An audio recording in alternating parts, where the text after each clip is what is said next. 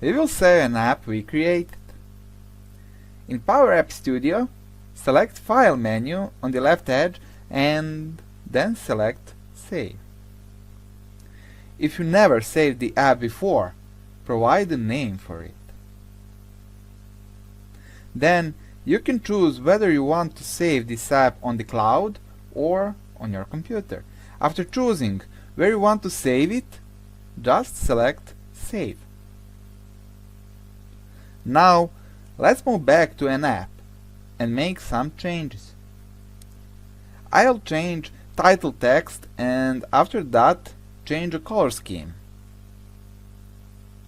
Again, select File menu on the left edge and then select Save.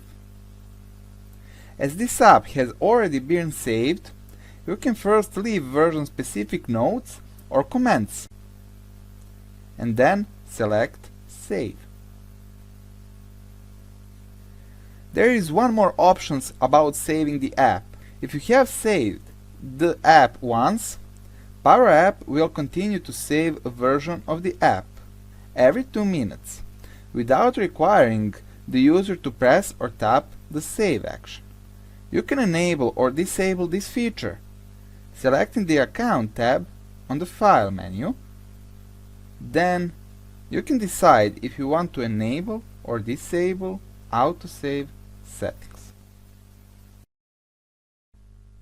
Let's start with our app about items in Business Central.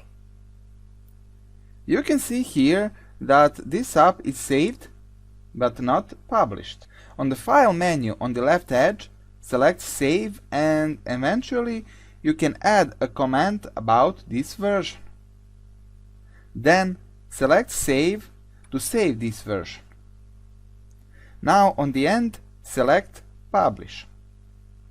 In the Publish dialog box, select Publish this version to publish the app to all users with whom this app is shared. When you save an app, you have an option to share your app with your colleagues. Eventually, you can do it on a Save tab from File menu. From the Save tab, select Share to open Share page. Specify by name or alias the user or security group in Azure Active Directory with which you want to share the app. To allow your entire organization to run the app but not to modify or share it, type everyone in the sharing panel. You need to be sure that users of this app have access to Business Central data you are using.